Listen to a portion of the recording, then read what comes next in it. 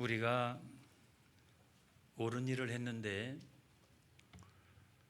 부정적인 반응을 경험할 때가 있습니다. 옳은 일을 했으면 반응도 좀 긍정적이어야 되는데 부정적인 반응이 나타나면 얼마나 낙심이 되겠어요. 출애굽기 4장에 있는 말씀에 보면 모세와 아론이 이스라엘 백성들에게 가가지고 하나님 말씀을 전했어요. 그리고 세상에서 경험할 수 없는 하나님의 놀라운 이적을 나타냈습니다. 그게 뭔지는 성경에 정확하게 나와 있지 않지만 아무튼 하나님의 징표, 그 하나님의 징표를 보여주었어요. 그랬더니요, 이스라엘 백성들이 믿겠대요. 믿겠다는 거예요. 그리고 하나님의 성호 앞에 엎드려 가지고 막 경배하는 그런 일들이 일어났어요. 여러분, 성경의 출애굽기 4장 31절에 보면 시작, 백성이 믿으며 여호와께서 이스라엘 자손을 찾으시고 그들의 고난을 살피셨다 함을 듣고 머리 숙여 경배하였더라. 하나님 믿습니다. 하나님 믿습니다. 그리고 너무 감사합니다. 우리의 처지와 형편을 살피셔서 우리를 구원하신다라고 말씀하시니 하나님 모든 영광을 받아 주옵소서. 막 이랬거든요. 근데 불과 한 장이 지나지 않아가지고 출애굽기 5장이 되니까 바로가 바로 그 일 때문에 이스라엘 백성들을 고된 노동 가운데 시달리도록 합니다. 이랬더니 이스라엘 백성들이 갑자기 마음이 달라져가지고 자기들이 섬기던 모세와 아론을 향해서 원망하며 불평하기를 막 시작을 합니다. 너희들 때문에 우리가 다 죽게 되었다. 너희들 때문에 우리가 다 칼을 맞게 되었도다 라고 그렇게 이야기를 합니다. 출애굽기 5장 21절에 있는 말씀에 보면 시작, 그들에게 이르되 너희가 우리를 바로의 눈과 그의 신하의 눈에 미운 것이 되게 하고 그들의 손에 칼을 주어 우리를 죽이게 하는도다. 여호와는 너희를 살피시고 판단하시기를 원하노라 그랬어요. 원망하고 불평하는 거예요. 조금 전에는 하나님 감사합니다, 하나님 믿습니다 라고 했던 사람들이 조금만 상황이 달라지니까 막 모세와 아론을 원망하는 그런 장면이 나오잖아요. 저는 이것이 인간이 가지고 있는 가변성이라고 생각합니다. 사람들은요, 뭐 엄청난 상황의 변화 필요 없어요. 별것 아닌 상황의 변화만 가지고서도 얼마나 마음이 달라지는지 알 수가 없어요. 그걸 우리가 인간의 가변성이다. 여러분, 오직 하나님만이 영원하시다는 사실을 믿으시기 바랍니다. 하나님의 말씀만이 영원하시다는 사실을 믿으시기 바랍니다. 그게 뭐냐면 하나님의 영원성인 거예요. 하나님의 불변성인 거예요. 여러분, 우리가 내 마음대로 안 될 때가 얼마나 많이 있어요. 내 뜻대로 안 될 때가 얼마나 많이 있어요. 여러분, 이런 때, 야, 내 말대로 하니까 잘 되지, 내 말대로 하니까 틀림없지, 나만 따라오면 돼, 나만 따라오면 내 하는 거 봐, 내가 얼마나 영악한데, 나는 세상의 원리도 알고 이거 다 알아. 나니까 나만 따라와, 나만 따라와. 여러분, 그게 뭐냐면 인본주의예요, 인본주의. 근데 성경은 한 번도 인본주의를 우리들에게 가르쳐 준 적이 없습니다. 우리가 이 세상 살아나가면서 모든 것이 다 자기의 뜻대로 자기의 마음대로 된다고 성경은 말씀하신 적이 없어요.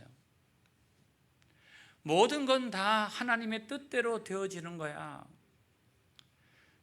여러분, 이것이 뭐냐면 인생의 주권자는 하나님이시고 역사의 주권자는 하나님이시오. 여러분, 이거를 우리들에게 말씀해 주고 있잖아요.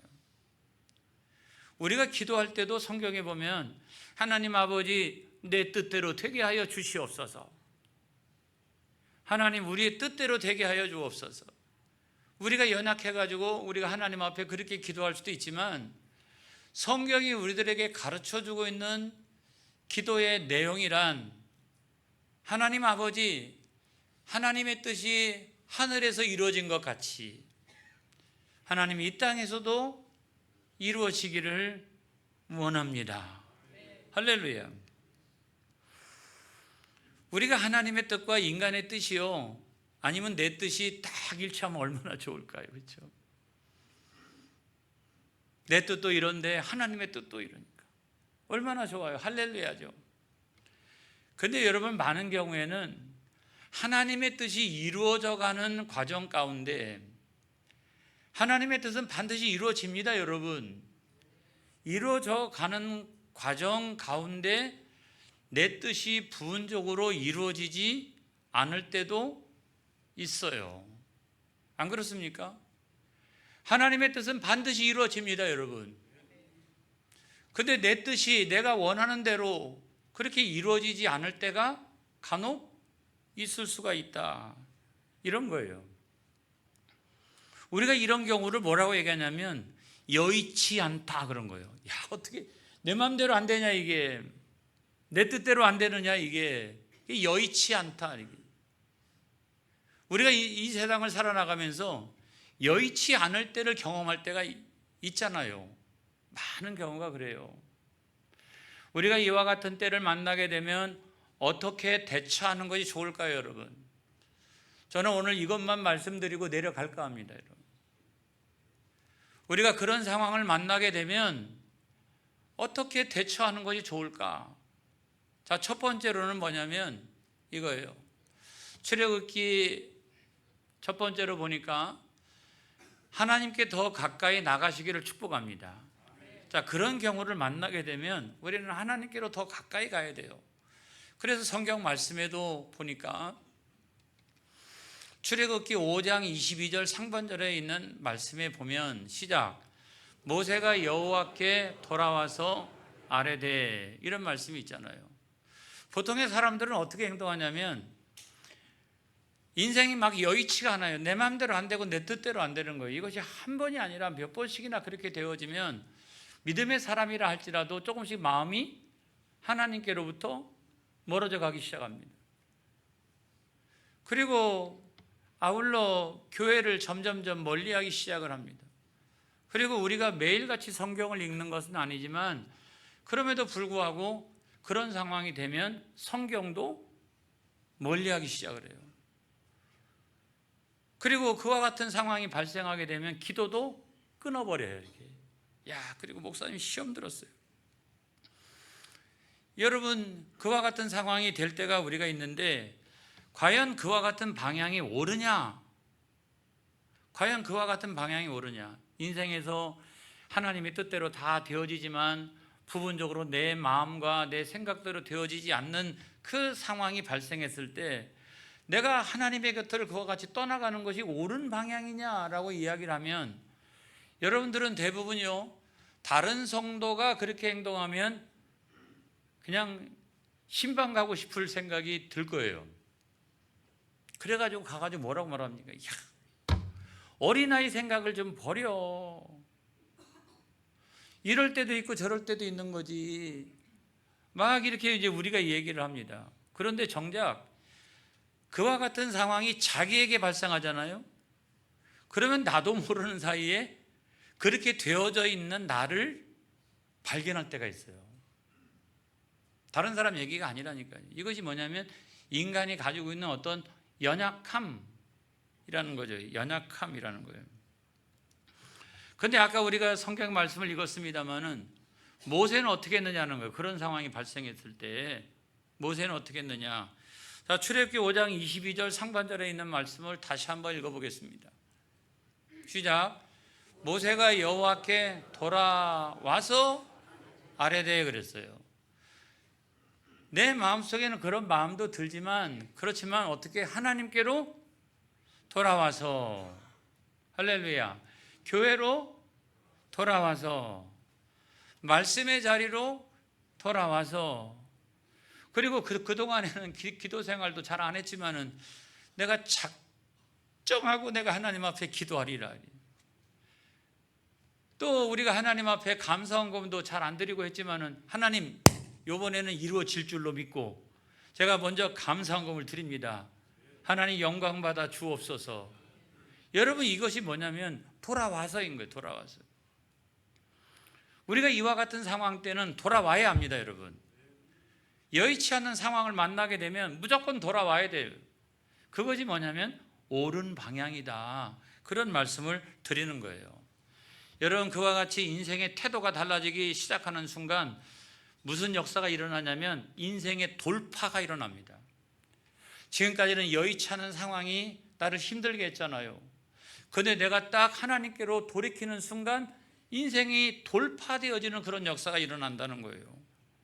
그래서 우리가 잘 아는 야고보서 4장 8절 상반절에 있는 말씀에 보면 이런 말씀이 있어요. 시작. 하나님을 가까이 하라.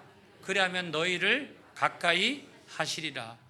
그래서 내가 돌아와 가지고 하나님을 가까이 하니까 하나님이 어떻게 나를 가까이 하시는 거예요.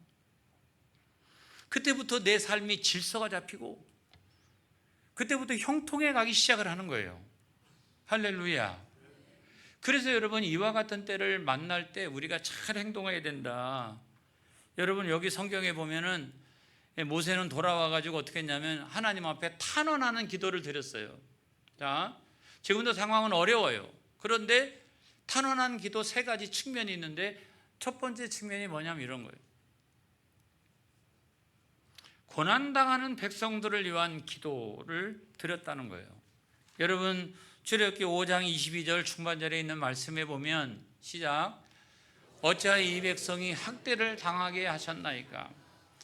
그냥 이 백성을 생각하기만 하면 나는 가가지고 하나님 말씀 전했는데 나를 상대로 어떻게 해요?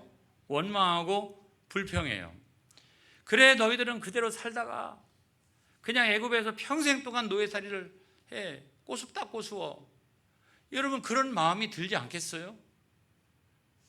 내가 그 하나님의 명령을 따라서 이 백성을 출애굽해가지고 하나님 약속의 땅으로 인도하려고 그러는데 그 상황이 조금 달라졌다라고 해가지고 금방 즉시로 어떻게 자기를 원망하고 불평하고 이렇게 하니까 그래 그러면 그냥 그대로 살아. 그냥 노예살이 하면서 과중한 노동 가운데 그렇게 살아. 그런데 모세의 마음속에는 기도하다 보니까 하나님이 그 마음을 바꿔주세요. 야, 지네들의 잘못이 아니다. 중요한 것은 바로는 원수마귀를 나타내는 거예요. 그 원수마귀의 종로로 타다 보니까 저들에게 과중한 노동이 일어났고 이들이 엄청난 고통을 당하고 있다라고 하면 하나님 저들을 불쌍히 여겨 주시옵소서. 내가 하나님 앞에 탄원하며 기도하니까 하나님이 그런 마음을 자기에게 주시는 거예요. 여러분 제가 드리려고 하는 말씀의 핵심이 어떤 거냐면 인생이 그와 같이 여의치 않고 어려움을 겪을 때 하나님 앞에 여쭤보세요. 왜 그러는지, 내 인생이 왜 이렇게 꼬였는지, 내 인생에 왜 역경이 이렇게 많은지를 여러분 자기 마음대로 생각하지 말고 하나님 앞에 여쭤보라는 말씀이에요. 그것이 모세의 탄원하는 기도인 거예요. 그 기도의 두 번째가 이런 겁니다. 자신의 무력함을 고백하는 기도. 그와 같이 기도하다 보니까 자기가 얼마나 무력한 존재인가라고 하는 것을 깨닫게 되었습니다. 출애굽기 5장 22절 하반절에 있는 말씀에 보면 시작. 어찌하여 나를 보내셨나이까? 어찌하여 나를 보내셨나이까? 미디안 광야에서 40년 동안 이제 목동으로 살아가고 있는데 그대로 내버려 두시지. 그러면 십보라하고 함께 자손 낳고 거기서 그냥 아무 생각도 안 하고 그냥 살다가 죽을 텐데, 하나님 하필이면 나를 택하셔가지고 이 출애굽이라고 하는 엄청난 사명을 나에게 맡겨주셨나이까. 그렇지만 나는 보시다시피 원망이나 듣고 불평이나 듣고 내가 그걸 해낼 수 있는 능력이 나에게 없습니다. 어찌하여 나를 보내셨나이까. 나는 능력이 없는 사람이에요. 나는 힘이 없는 사람이에요. 이러면서 어떻게 자기 자신을 내려놓는 거예요. 이렇게 자꾸 자기 자신을 내려놓는 거예요. 자기 자신이 얼마나 자기 인생조차도 스스로가 운전할 수 없는 사람이라고 하는 사실. 나는 이렇게 이쪽으로 가고 싶지만 상황은 항상 이쪽으로 가게 되고, 나는 이쪽으로 가고 싶지만 상황은 항상 이쪽으로 가게 되고, 내 인생이, 내 인생 스스로도 내가 운전자라고 자처했지만 실질적으로 보면 어떻게 해요? 내 인생은 나는 이쪽으로 운전하고 싶은데 내 인생은 이쪽으로 가더라는 거예요. 나는 이쪽으로 가고 싶은데 내 인생은 이쪽으로 가더라는 거예요. 그거를 경험하다 보면 내 인생의 운전자도 내가 아니구나. 할렐루야. 내 인생의 운전자도 내가 아니구나. 그걸 내가 철저하게 느끼게 되는 거예요. 누가 내 인생의 운전자이십니까? 하나님이 내 인생의 운전자라고 하는 사실을 뼈저리게 느끼게 되는 거죠. 그래서 세 번째 그 하나님 앞에 나가서 탄원하는 기도는 이런 거예요. 시작. 하나님의 간섭을 요청하는 기도. 그래, 하나님 도와주셔야 됩니다. 하나님 내 인생에 간섭해 주셔야 됩니다. 하나님이 역사하여 주시옵소서. 이러면서 하나님의 도움을 요청하는 기도를 드리게 된다는 거죠. 출애굽기 5장 23절에 있는 말씀에 보면 시작. 내가 바로에게 들어가서 주의 이름으로 말한 후로부터 그가 이 백성을 더 학대하며 주께서도 주의 백성을 구원하지 아니하시나이다. 그랬어요. 내가 바로한테 가가지고 하나님 말씀을 전했는데 그러면 바로가 알겠다고 하는 게 아니라 오히려 자기 백성을 더 혹독하게 고된 노동 가운데 시달리게 하고, 오히려 자기 백성은 그렇다고 하여 나를 원망하고 있으니 이거 내가 어떻게 하면 좋습니까? 하나님조차도 이 순간에는 가만히 계시니 내가 어찌하면 좋겠습니까? 라고 하는 기도잖아요. 그런데 여러분, 여기 보면 이게 아주 더 깊은 뜻이 있다는 사실을 믿으시기 바랍니다. 자, 주께서도 주의 백성을 구원하지 아니하시나이다. 그러니까 그냥 실망해가지고 포기한 것 같잖아요. 아니, 주님 왜 가만히 계세요? 그런데 이거를 히브리어로 보면 웨아첼로 히찰로타예요. 그런데 여기서 로라고 하는 단어는 강한 부정어인데 이게 얼마나 센 부정어인지 아주 역설적인 부정어예요. 그래서 이 본래의 뜻은 이런 거예요. 하나님, 왜 당장 구원하지 않고 가만히 계시나이까? 하나님 역사하여 주시옵소서. 하나님 간섭하여 주시옵소서. 여러분, 그와 같은 뜻이 담겨져 있다는 사실을 믿으시기 바랍니다. 그래서 저는 분명히 말씀드려요. 이런 여의치 않는 인생을 우리가 살아나가게 될 때 여러분 왜 그런지 하나님께 여쭤보세요. 하나님 앞에 간절히 탄원하는 마음을 가지고 여쭤보세요. 그러면 하나님 뜻을 말씀하시고, 야, 네가 주인이 아니야. 네가 네 인생의 주인이 아니야. 내가 네 인생 가운데 들어와야 돼. 라고 하는 사실을 하나님이 우리들에게 깨우쳐 주신다는 거예요. 여러분 여쭤보세요. 왜 그런지. 여러분 여쭤보세요. 너무 힘들거나 역경이 있거나 그러면 여쭤보세요. 할렐루야. 그 다음에 두 번째로는 성급한 결정을 절대로 내가 먼저 내리면 안 된다는 거예요. 제가 이 말씀을 꼭 드려요. 뭐냐면 사람들은 보통 그런 상황을 딱 만나게 되면 나는 끝이야. 나는 종쳤어. 나는 원래 안 돼. 원래. 어느 순간부터 나는 원래 안 돼. 이러면서 어떻게 하냐면 내가 스스로 성급한 결론을 내 인생에 내려버리는 경우가 얼마나 많이 있습니까? 여러분, 오늘 성경의 말씀에도 모세가 맨 마지막에 하나님도 가만히 계시는데요. 내 인생이 이런 줄 뻔히 알면서 하나님도 가만히 계시는데요. 여러분, 여기에도 사실은 모세의 성급한 결론이 있는데 모세는 하나님 앞에 그럼에도 불구하고 탄원하며 기도하며 하나님 앞에 나아갔다라고 하는 거예요. 그래서 성급하게 결론을 내리는 건 이런 거죠. 어찌하여, 이런 거죠. 여러분 기도하다가 어찌하여 이런 게 나오면 이거 내가 너무 성급한 결론을 내려. 여러분 그렇게 생각하세요. 어찌하여 이 백성이 학대를 당하나이까? 어찌하여 나를 보내셨나이까? 어찌하여 하나님은 가만히 계십니까? 어찌하여. 근데 기도하다 보면 하나님이 나를 돌려주신다는 거예요. 돌아와서 이건 뭐냐면 내가 기도하면서 하나님 앞에 나가니까 하나님이요, 이 백성이 고난당하는 뜻이 무엇인지를 알려주세요. 그리고 연약한 나를 들어서 사용하시는 이유를 알려주세요. 돌아와서. 그 다음에 세 번째로는 뭡니까? 세 번째로는 하나님께서 어찌하여 그동안에 가만히 계셨다가 이제부터 하나님이 역사하시는지를 우리에게 알려주세요. 여러분 그걸 믿으시기 바랍니다. 그래서 다 돌아오는 역사가 일어나기를 주의 이름으로 축복합니다. 그래서 성급한 결론은 금물이다. 내 인생에 대해서 부정적인 막 선포를 하고 선언하는 것은 금물이다. 이런 말씀을 드려요. 아니 목사님, 내 인생이 그렇게 내가 아무리 생각하려고 하지만 그럼에도 불구하고 내 인생 그렇지 않습니다. 근데 여러분, 저는 분명히 말씀드리기를 성급한 결론은 금물이다. 목사님 어떻게 하세요? 아니 목사님이 어떻게 하세요? 목사님이 어떻게 하세요? 내 인생에 대하여 얼마나 깊이 목사님이 내 인생에 대해서 아시나이까? 몰라요. 제가 어떻게 다 알겠어요? 그렇지만 하나만큼 분명하다. 나는 성경을 안다는 거예요. 할렐루야. 자, 이 상황에서 여러분 이스라엘 백성들이 출애굽을 했습니까? 안 했습니까? 출애굽을 했잖아요.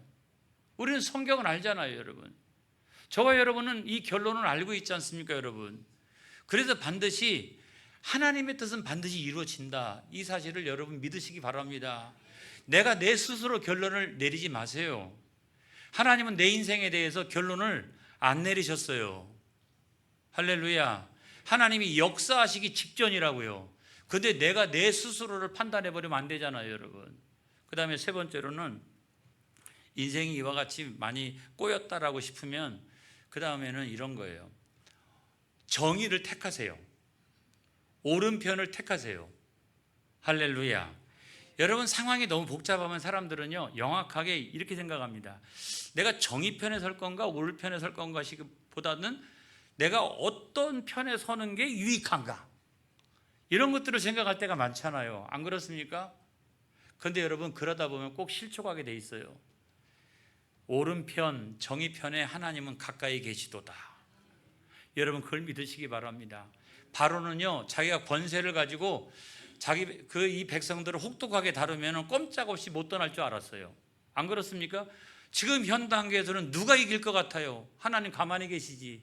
바로는 혹독한 노동을 시키지. 누가 이깁니까? 바로가 이기는 거 아니겠어요? 그렇지만 바로는 정의가 아니잖아요.